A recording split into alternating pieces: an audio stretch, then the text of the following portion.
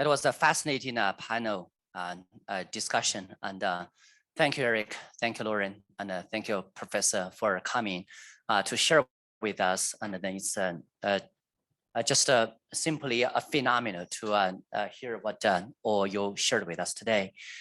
I actually want to start with the problem that we're trying to address, which to some of you in the audience is preaching to the choir. That is the nationality issue of a carbon credit. And then that is a huge problem for emerging economy. But Professor Stiglitz's very encouraging viewpoint really gives me a lot of encouragement. Is similar to how many of the emerging economy leapfrogged in the whole telecom without the phone. They directly went to the mobile, and then how that changed many of their economy. And I think we also have an opportunity to solve this problem with a system that can leapfrog the challenges. We're really just trying to tap into two major macro trends that is happening, and then will continue for another 5 to 10 years. One is the whole need to solve the climate issue for sustainability. Two is how can we utilize all the tools, technology, people are using it for fun, for games, for whatever other things to solve the climate problem. And Erica pointed out correctly that to do this properly, you need to get a certain, certification, guidance, and a registration, and so forth. We are actually licensed in Singapore, and really thanks to Monetary Authority of Singapore's progressive and rigorous system to allow us to be able to do this. And from the very beginning, 3 years ago, we partnered with the NASDAQ.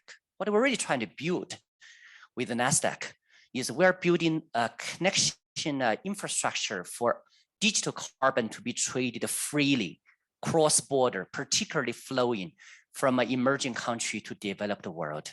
Everything is on the cloud, on public blockchain. Because of the efficiency of energy and the environment is not great on the blockchain, so we also utilize the NASDAQ matching engine in the middle.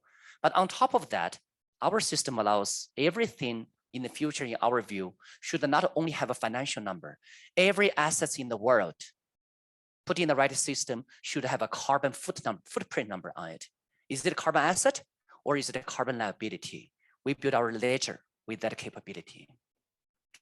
And it really is trying to make these connected carbon trading networks for emerging economies. Now, let me hit on what is the problem. When we move from Kyoto to Paris to COP26, one very exciting thing happened is that more than 190 countries signed up to it. That's fascinating.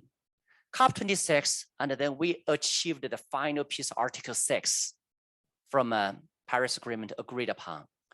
But this was the reaction from some emerging countries. Indonesian minister come to say, no, we don't want to allow carbon trade globally. Why? And then when I travel to Europe, and then seems like most people in European Union are not listening to us. They don't even know that when we come from emerging countries, people are concerned and worried about it. What are people worried about? And then another big thing happening around the corner is the CBAM, the carbon border tax, which makes tons of sense from European perspective. And then you want to achieve to make sure that there is no carbon leakages.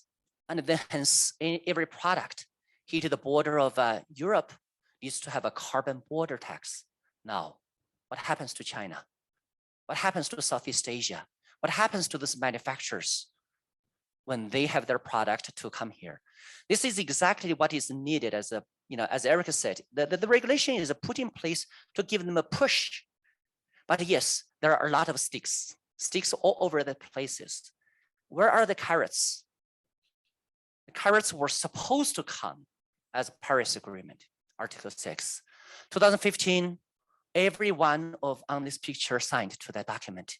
They committed their country to a goal of emission reduction that is called nationally determined contribution, shortened as NDC. It is very much needed because we need all countries to work together to make this work. But carbon and climate crisis is a global problem. suddenly carbon has a nationality problem. And then all what we're observing pushed through to the root cause is actually starting from Paris Agreement. Because when we did the Kyoto Protocol, emerging countries did not sign up to it. All they were doing is through clean development mechanism, selling carbon credit to European unions. And then they were just selling, getting capital, developing infrastructure projects to drive sustainability. Now, developing countries cannot do that anymore. From CDM to SDM under Paris Agreement. Now we have a developing country that has a renewable energy projects generated the carbon credits. And I'll talk about the standards in a second. The first question is, should we sell the credit or not? If I don't sell the credit, how do I get additional carrots of money, international capital, to further build out those green projects? But if I sell the credit, how am I now going to satisfy my commitment to United Nations? Because I signed up to United Nations to also reduce my carbon emission as a country. So sell or not sell, out of all the good intention of all those 190 leaders becomes a problem. Second thing, there was I'm a physicist by training from MIT, and as a nerd, one of my professor wrote away the nerdy way of doing business, and then I was joking with him, I don't know any other way, and I was a nerdy way is my only way. So the nerdy way has two portions. One is to find the root cause, and then two is to find the unconventional solution. If I go a little bit deeper, so if Paris Agreement was actually the root cause of the dilemma developing countries are facing, and then another root cause of the problem is a company individual climate action equals to country climate action? This all come from the old days because it is always compliant, always regulatory, always these efforts are driving net zero. But nowadays, 10 years later, the world has changed. The world has got into such a way that many organizations, many people say, I want to be carbon neutral as an organization, as an individual. And then I'm a Swiss company. I want to do that, not because I want to help Swiss country to meet the United Nations standard, because I as an organization want to do that. So company activity is not necessarily the same as country activity anymore, but the Paris Agreement was developed with that assumption before. So the challenge for people right now to buy carbon credits internationally is, in order to become carbon neutral, we need to first mitigate, reduce carbon, improve energy efficiency, reduce carbon credit. But there is the residual amount that we need to do. If you buy from Malaysia before COP26, there's no system to make sure it's really transferred to you. After COP26 and hopefully COP27, we'll do more details. But even then, so if you are a say Swiss company, you just want to become carbon neutral, why do you have to take that carbon credit out of Malaysia? And so that Malaysia cannot report to the United Nations anymore, and then you're helping your country to report to the United Nations while your country actually doesn't need you to do so. That is the current system. And that is the pain for emerging country that we think there should be a solution. Another problem, actually, Eric was also talking about, is there are a lot of the registries, and then there is a huge disparity between people's point of view is meta registry versus local registry, meaning who controls the resource.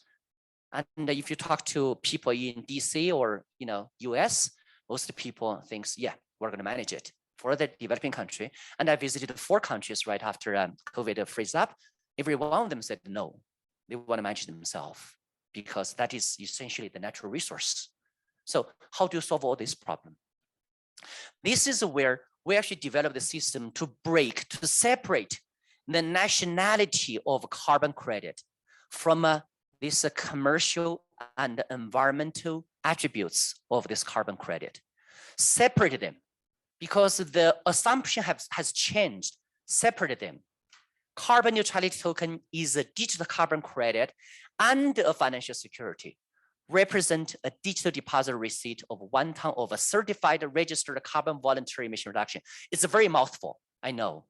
And I've been studying carbon market for 15 years, and then working on this concept for 3 years with the patents writing, system building, spend all the money and efforts. what we're doing is make this separate.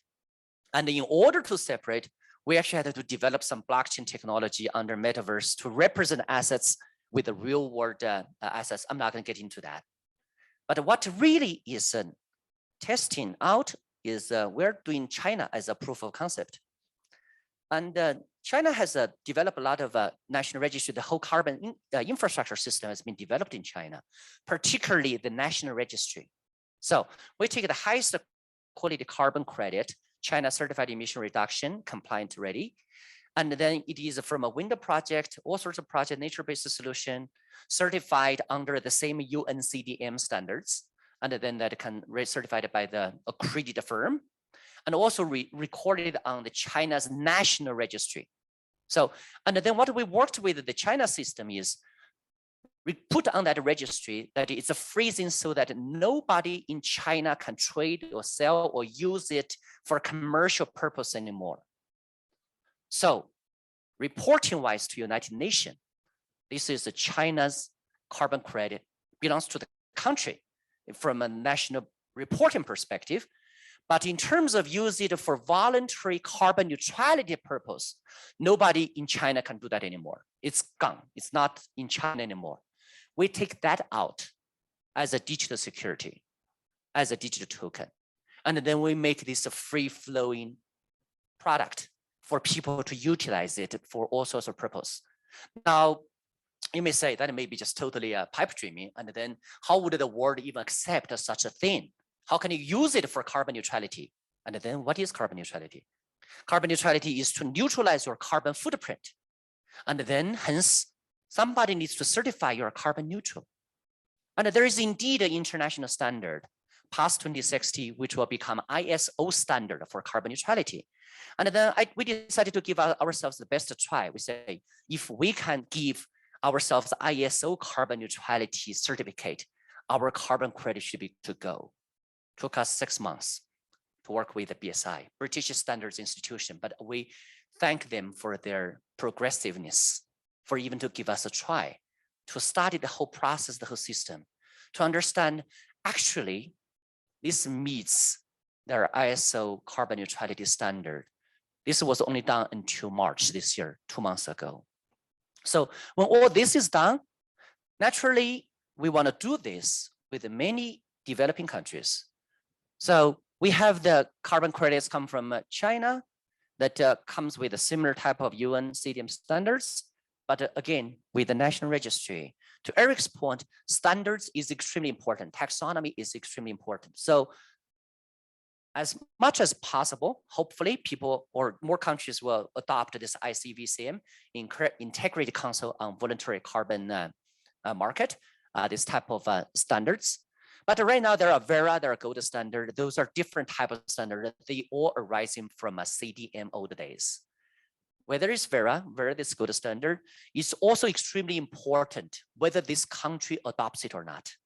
So from standards to a certification firm, international ones, most importantly with the registry. And I think the meta registry and the national registry will coexist. And many sizable countries may prefer their own national registry because that's how they're going to manage this transfer for essentially changing the passport of carbon credits. But with our system, we don't change the passport. We just freeze in that country. And then you become a free-flowing carbon for many purposes. We're building the whole system for different purposes. It turns out that most countries in the world doesn't have a registry. And then many of them over the past 3 months or 4 months say, we want to have our own registry. And to Professor Skillis's point, that we are actually building all our registry powered by cloud and blockchain. We're essentially leapfrogged the old system that we're providing to whichever country wants to use it for free. And then so that from this registry, they can actually directly create this free-flowing carbon credits in a digital format. So we provided that as a service and a product to government for free. We serve business as a carbon management system to work with the business to achieve carbon neutrality for their operation as well as products. We're talking, for example, with 5-star hotels who have an operation can freely use these carbon credits for carbon neutrality purpose so that their customers stay or carbon neutral stay. In addition, once the highest quality of carbon, highest certification and a national registry with this type of system is established, the carbon can be utilized by many consumer applications now. And it can be part of a gift card and your country souvenir and even carbon credit cards for people to use back and forth. And then they can use it for many areas and a gift. At the front door when you come in, and then we bring a small box of gift for you. And then every one card is a digital carbon credit. It's a token.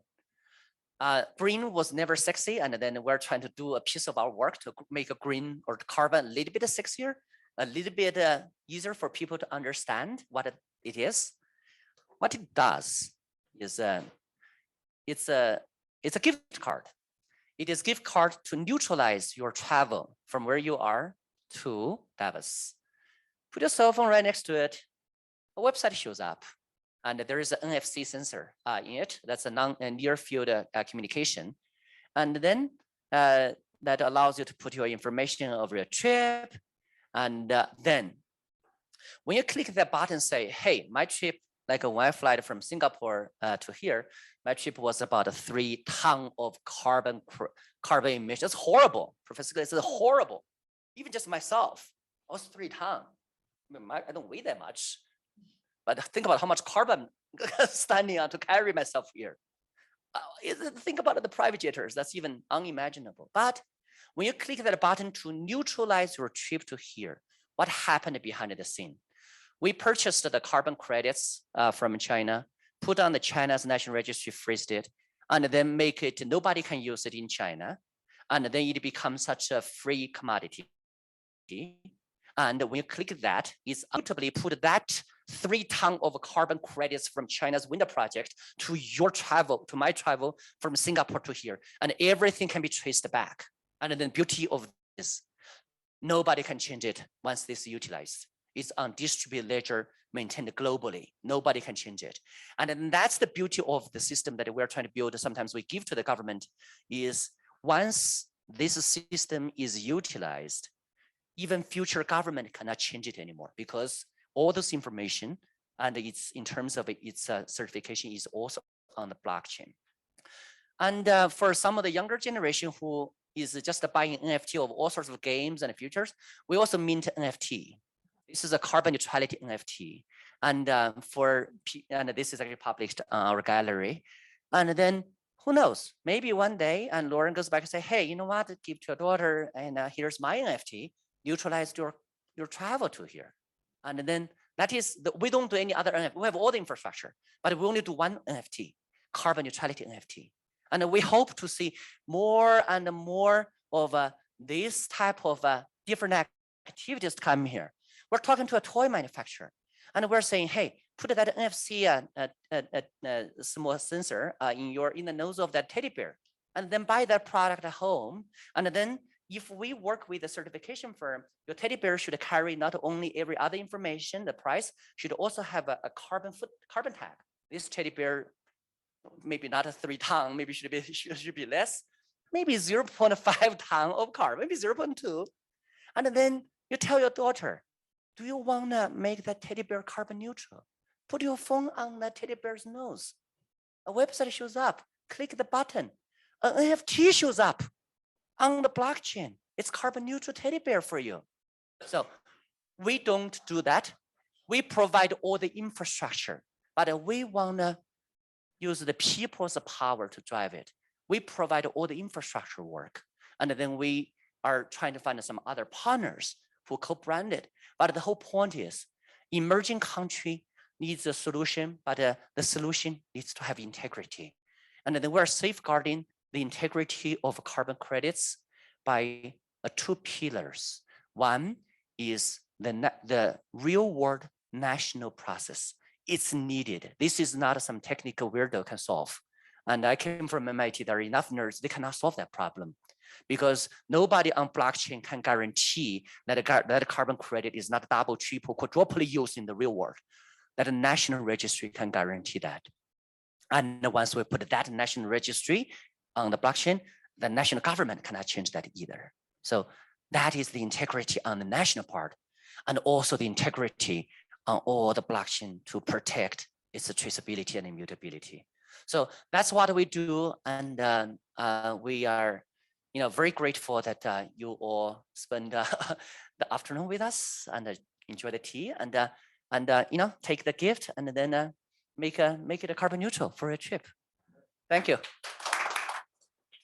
Thanks, Bo. Thanks all. That will wrap up our discussion this afternoon. So do take your time enjoying the food and the tea and chat more with our wonderful guests today. So thank you all for participating.